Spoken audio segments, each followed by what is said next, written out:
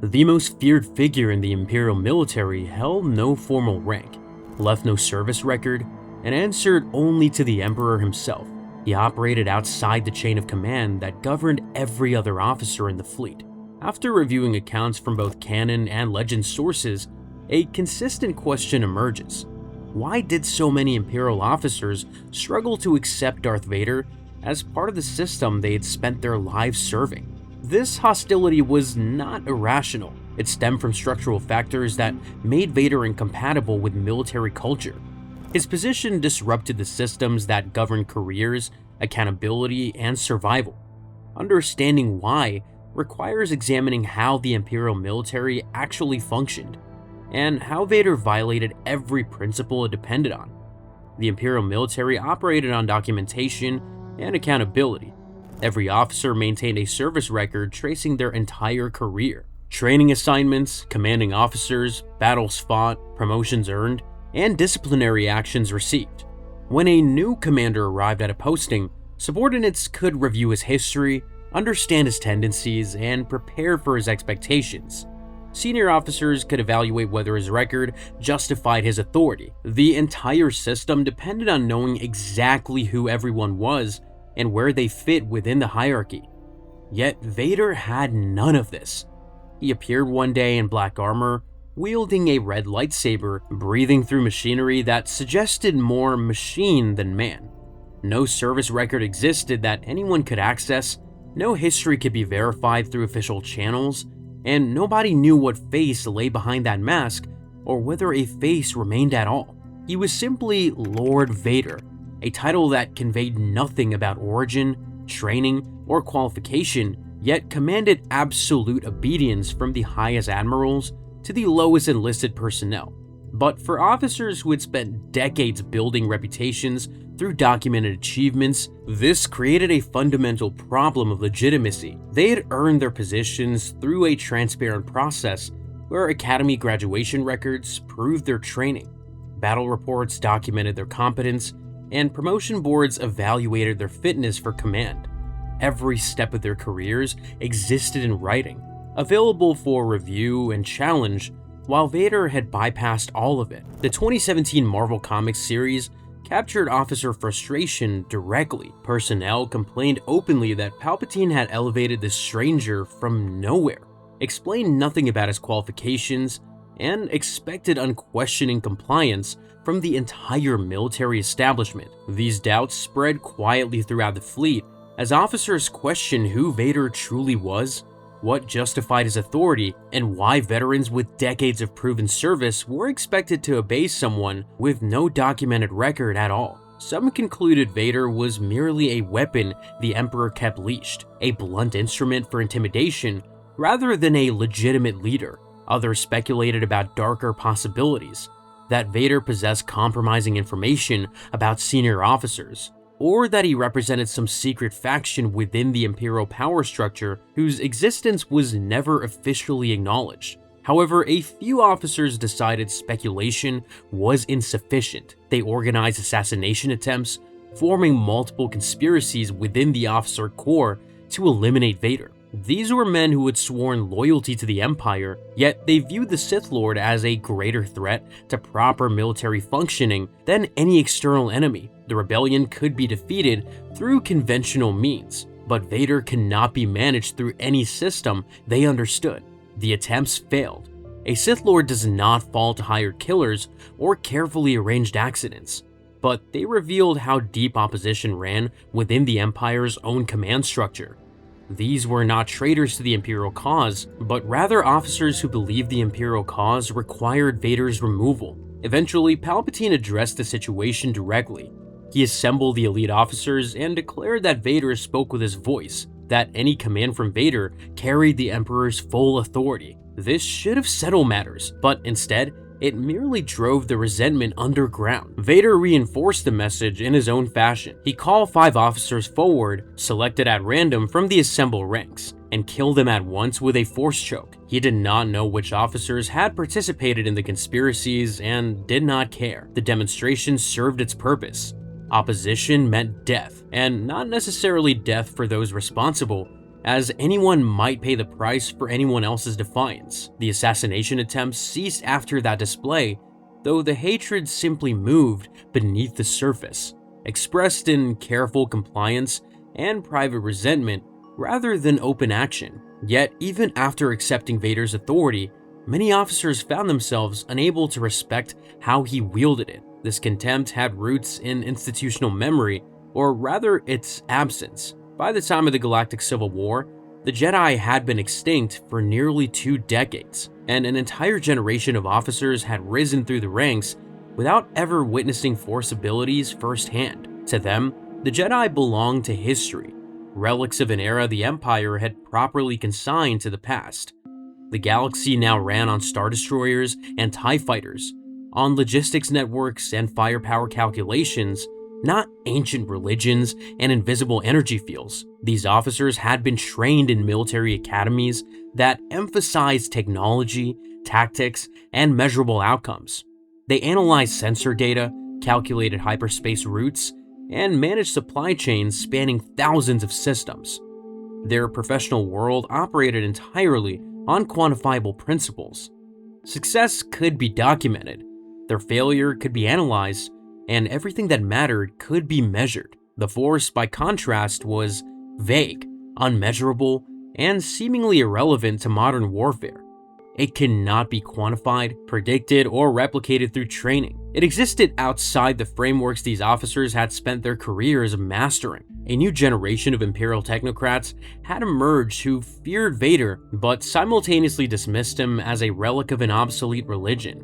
They believed the Force tradition had died with the Jedi and would never return to relevance in galactic affairs. This contempt surfaced dramatically during the conference aboard the Death Star, when Vader warned the assembled officers against excessive pride in their battle station, declaring that planetary destruction was insignificant compared to the power of the Force. Admiral Motti responded with open derision.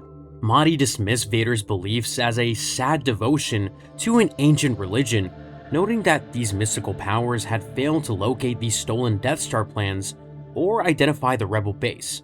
From Motti's perspective, he was stating obvious facts.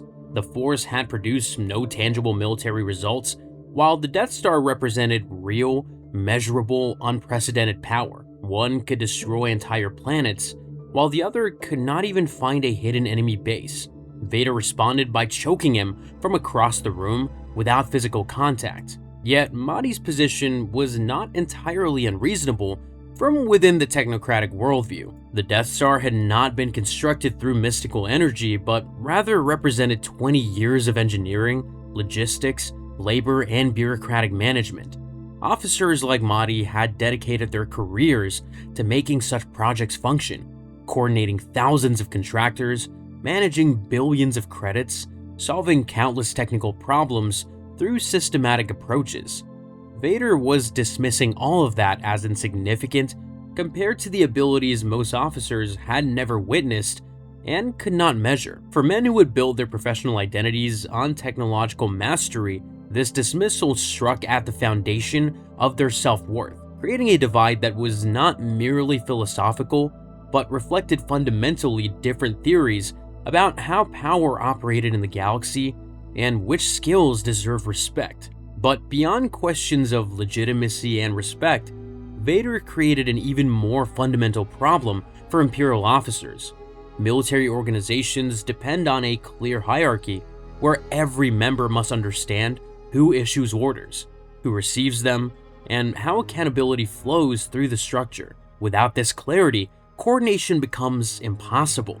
Responsibility dissolves into confusion, and officers cannot know whose approval they need or whose displeasure they must avoid. Vader existed entirely outside the structure. He held no formal military rank throughout much of the Imperial era. He was neither Grand Moff, nor Admiral, nor General, but rather occupied a category unto himself as Lord Vader, the Emperor's enforcer, answering to no authority except Palpatine, and fitting into no organizational chart the military maintained. This meant any officer, regardless of rank or decades of seniority, could find themselves subject to his commands without warning or recourse through normal channels. For officers who spent their careers mastering Imperial bureaucracy, this arrangement proved maddening. They understood how to navigate systems of ranks and regulations, how to advance their interests through proper channels, how to protect themselves through political maneuvering, and how to build coalitions of support among their peers. Skills that had carried them through decades of successful service, but meant nothing when dealing with Vader. He operated by entirely different rules, or rather by no rules at all, except the Emperor's favor. Political connections offered no protection, documented achievements provided no shield, and the careful cultivation of relationships that defined successful Imperial careers meant nothing when Vader decided someone had failed. Princess Leia herself noted the peculiar dynamic when she observed that Tarkin was holding Vader's leash. The comment recognized that while Tarkin commanded the Death Star as Grand Moff of the Outer Rim, Vader's relationship with Palpatine granted him shadow authority that no organizational chart could capture. He could override Tarkin's decisions if he chose, or he could defer, with the choice being his and no procedure existing to predict or constrain it. This ambiguity was intentional. Palpatine structured his empire deliberately to prevent any individual from accumulating enough power to threaten his position. By keeping Vader outside the normal hierarchy, he ensured that military leadership and his personal enforcer could never unite against him, operating in parallel structures that only Palpatine himself could coordinate. Consequently, officers found themselves perpetually uncertain about their actual authority in any given situation. Was Vader their superior, their equal, or something outside the comparison entirely? The answer seemed to shift depending on circumstances, on Vader's current mission, on factors invisible to those trying to work with or around him. Misjudging the situation could prove instantly fatal, and there was no way to know in advance which judgment would be correct. However, nothing generated more hatred than Vader's practice of killing officers for failure.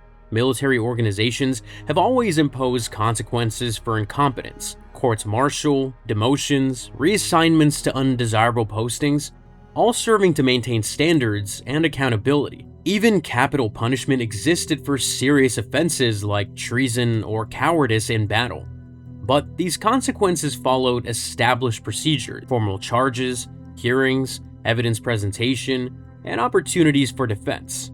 Officers understood the rules governing their conduct and could act accordingly. Vader dispensed with all procedure. If he judged an officer had failed, that officer died immediately, without formal charges or opportunity for explanation, as he would extend his hand and crush the officer's windpipe through the Force, while bridge crews watched, unable to intervene and uncertain if they might be next. The most famous example occurred during the approach to Hoth. Admiral Ozzel commanded the Executor, Vader's flagship, and brought the fleet out of hyperspace too close to the system, which alerted the rebels to the Empire's presence and allowed them time to raise defensive shields. The error was significant. It transformed a potential surprise attack into a costly ground assault. But tactical mistakes occur in military operations as commanders make imperfect decisions under pressure. That is the nature of warfare, and normal military justice would have involved review, analysis, and proportionate consequences based on the severity of the error and the officer's overall record. Instead, Vader's response was to open a communication channel to the bridge and began strangling Ozzel remotely while explaining that the Admiral had failed for the last time. Captain Firmus Piett stood on the bridge watching his commanding officer choke to death, unable to intervene and uncertain if he might be next. Before Ozzel's body finished falling, Vader had promoted Piett to replace him, with the transition taking seconds, as one moment Piett was a captain and the next he was an admiral, promoted over the corpse of his predecessor, while the entire bridge crew processed what they had witnessed. Yet the horror of these executions extended beyond their brutality. Later in the same campaign, Captain Darth Vader of the Star Destroyer Avenger lost track of the Millennium Falcon when Han Solo employed an unexpected maneuver, attaching his ship to the Avenger's hull where sensors could not detect it. Needa recognized his position immediately. He had failed to capture a target Vader desperately wanted, and failure under Vader's command carried known consequences. Needa made a decision that reflected a certain honor. He would accept full responsibility and apologize to Vader personally, thereby shielding his crew from potential punishment. He shuttled to the Executor, knowing he likely would not return, and the crew of the Avengers survived because their captain chose to take the blame alone. Needa himself did not survive his apology, as Vader accepted it and then killed him anyway. While stormtroopers dragged the body away, and Vader moved to his next order of business. The terror these executions generated stemmed partly from their apparent randomness. Ozzel made a tactical error, and Needa lost track of a single ship. Were these truly capital offenses? Yet Admiral Piett failed repeatedly throughout the Hoth campaign, as the Falcon escaped when its hyperdrive was repaired at the last moment despite Piett's pursuit, and Vader simply walked past him without consequence. No pattern could be discerned, as failure sometimes meant death and sometimes did not. With everything depending on factors no officer could anticipate: Vader's mood, his immediate priorities, considerations known only to himself, and perhaps the Emperor, this uncertainty proved more corrosive to military effectiveness than consistent severity would have been. Because a commander who executes every officer for every failure creates a predictable environment, brutal but navigable, where officers know what to expect and can make rational decisions about risk. But Vader's inconsistency made rational calculation impossible. Officers became reluctant to take initiative, hesitant to report unfavorable developments, and afraid to make any decision that might draw Vader's attention. Initiative required risk, and risk meant the possibility of failure, and failure might mean death, depending on variables beyond anyone's control or prediction. The safest course was to do exactly what was ordered, nothing more, and hope to escape notice entirely. Consequently, the entire command structure grew increasingly paralyzed by the awareness that any action or inaction might prove fatal. Moreover, Vader's position created calculations that no officer could solve with confidence. Gaining his favor could accelerate a career dramatically, as he possessed the Emperor's ear, and a positive word from Vader carried weight that no amount of documented achievement can match. Officers who pleased him found doors opening throughout the Imperial hierarchy, but earning his displeasure could prove fatal without warning, and the boundary between pleasing and displeasing him remained perpetually unclear. Most officers concluded the safest approach was maintaining maximum distance, interacting with Vader only when absolutely required, and keeping those interactions as brief as possible. Yet one officer managed what no one else could. Grand Moff Wilf Tarkin represented the singular exception to this pattern. Their relationship dated to the Clone Wars, when Vader had still been Anakin Skywalker, and that shared history gave Tarkin an understanding of Vader that no other Imperial officer possessed. They had worked together during the Republic's final years, witnessed each other's capabilities under pressure, and developed a mutual respect built on shared ruthlessness and tactical brilliance. This history meant Tarkin could interact with Vader as something approaching an equal, rather than a subordinate hoping to avoid notice. He understood Vader's psychology in ways that other officers could not, and he had proven himself valuable enough that Vader had reason to maintain the relationship rather than simply dominating it. Tarkin could issue commands to Vader, and Vader would obey. During the Death Star conference, when Vader began choking Motti for his insolence, Tarkin intervened with a simple order to stop. Vader released the Admiral immediately, without argument or visible resentment. No other officer in the Imperial military could have interrupted Vader mid-execution and walked away unscathed. Tarkin did so as casually as he might dismiss an aide. This was mutual recognition between two men who had earned their positions through decades of demonstrated competence. Tarkin had risen to Grand Moff through tactical genius, political acumen, and absolute ruthlessness that Vader could respect, and they functioned as something approaching partners, a relationship unique within the Imperial hierarchy. When Tarkin died aboard the Death Star at Yavin, his loss created a void that no other officer could fill. Nevertheless, others tried to fill that void with disastrous results. Grand General Cassio Tagge provides the clearest example of what happened to officers who attempted to fill Tarkin's role. After Yavin, Palpatine elevated Tagge to Supreme Commander and placed Vader under his authority in an arrangement that served multiple purposes. It was partly punishment for Vader's failure to protect the Death Star, and partly reward for Tagge, who had warned about the rebel threat before anyone else took it seriously. Tagge believed that he could direct Vader like any other military asset while maintaining oversight through careful surveillance and clear operational boundaries. He was a systems analyst by temperament, someone who believed proper procedures and information control could manage any situation, including a Sith Lord. And he planted an intelligence operative on Vader's staff to monitor his activities and report on his movements and communications. Vader discovered the spy and killed him without hesitation, sending an unmistakable message about the limits of Tagge's authority. Undeterred, Tagge supported a scientist named Silo who was developing cybernetic warriors as potential replacements for Vader. This represented a direct threat to Vader's position, the creation of alternatives that might make the Dark Lord expendable. And when Silo eventually betrayed the Empire, Tagge bore the political consequences for having championed him. Palpatine demoted him immediately, and Vader executed him shortly thereafter, choking the life from him while Admiral Ozzel watched, providing Ozzel with a preview of his own eventual fate at Hoth. The lesson required no explanation. Those who schemed against Vader did not survive to scheme again. By the Battle of Endor, officers serving under Vader had learned to bury their feelings completely.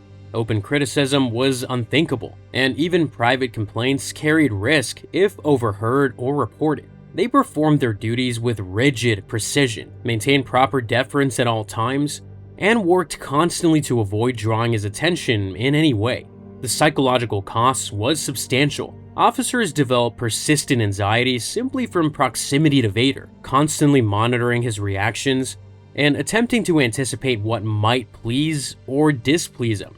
Every interaction carried potentially fatal stakes, and the uncertainty about what might trigger punishment made the anxiety perpetual rather than situational. This fear warped Imperial military culture broadly. Officers stopped taking initiative because initiative required decisions, and decisions might prove wrong, and wrong decisions might attract Vader's judgment.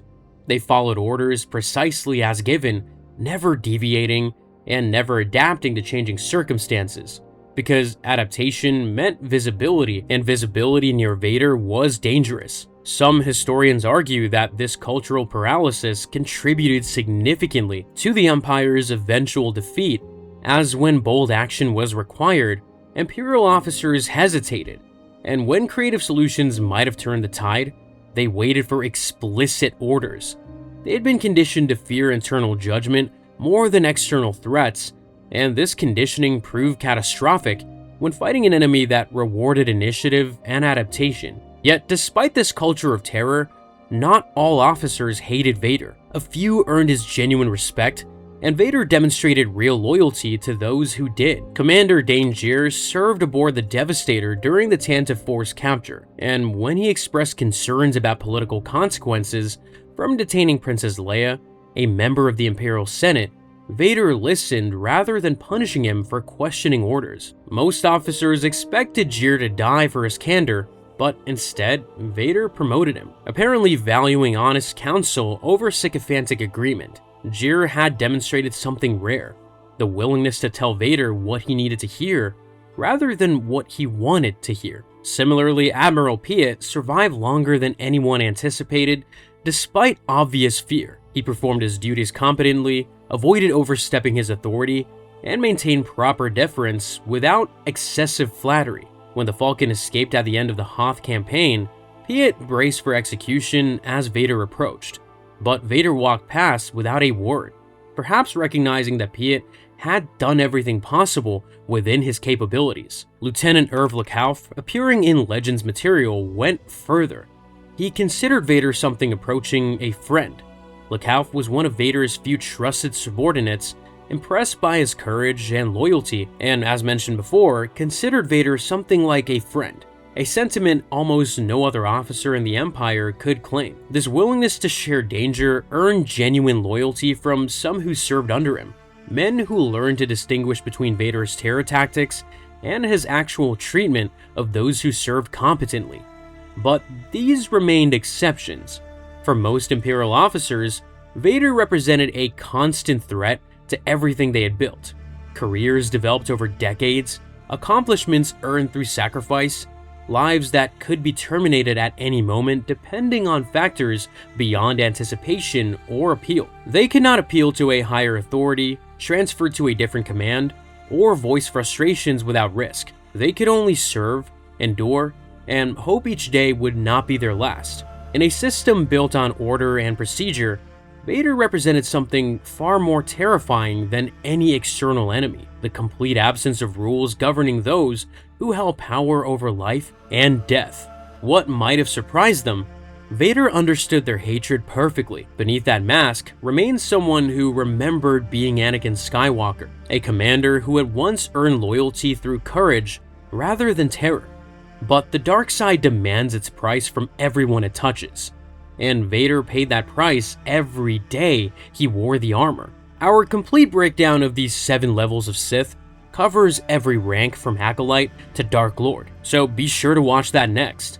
And for those curious about the ancient order that the Sith rose to oppose, our documentary on the Dawn of the Jedi explores the complete timeline of the ancient Jedi Order from its earliest origins to the foundation of the traditions that would shape the galaxy for millennia.